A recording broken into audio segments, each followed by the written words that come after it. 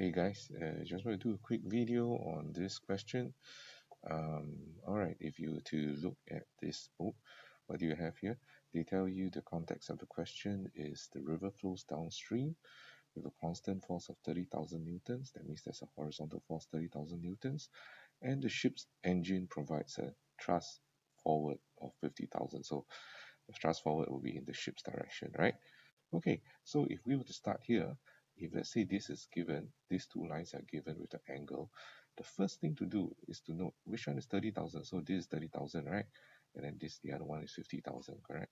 Okay, so the trick is never use the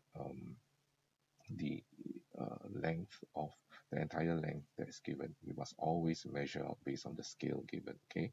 So if you were to measure on the actual paper, you will see it's about 1 cm to 10,000 newtons. So for 30,000, okay, so 30,000, if I use 3 cm, if I just put a ruler, oh, roughly it's about 3 cm. You notice, what's the first thing you notice?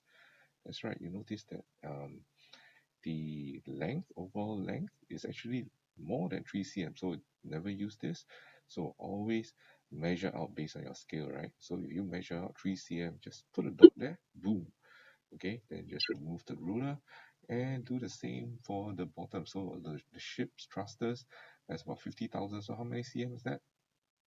That's right, that's 5 cm. So where's my ruler? Just pull it in again, boom. And you got 5 cm over here. Just measure, you notice is shorter than the actual length, right? Sometimes it'll be longer, sometimes it'll be shorter. You just ignore the length. Just use the length as the guide for the direction. That's it. Don't use it for I mean the line that's drawn for you. Use it as a guide for direction. Don't use it for the length. Okay.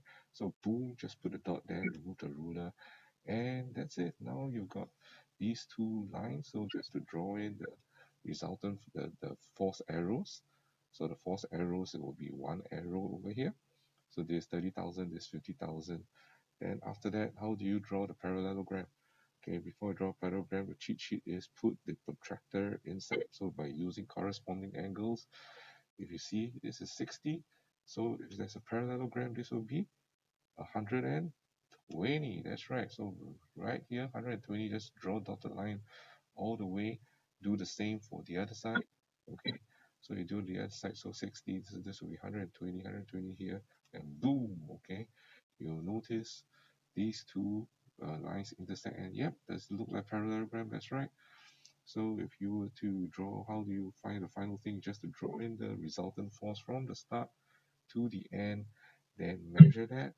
Okay, but oh, before you measure, you gotta put in the two arrows. So you notice one arrow for actual force lines and two arrows for resultant force lines, right? Then just put in your ruler, measure. That's about 7.1 cm. So 7.1 cm will be how many?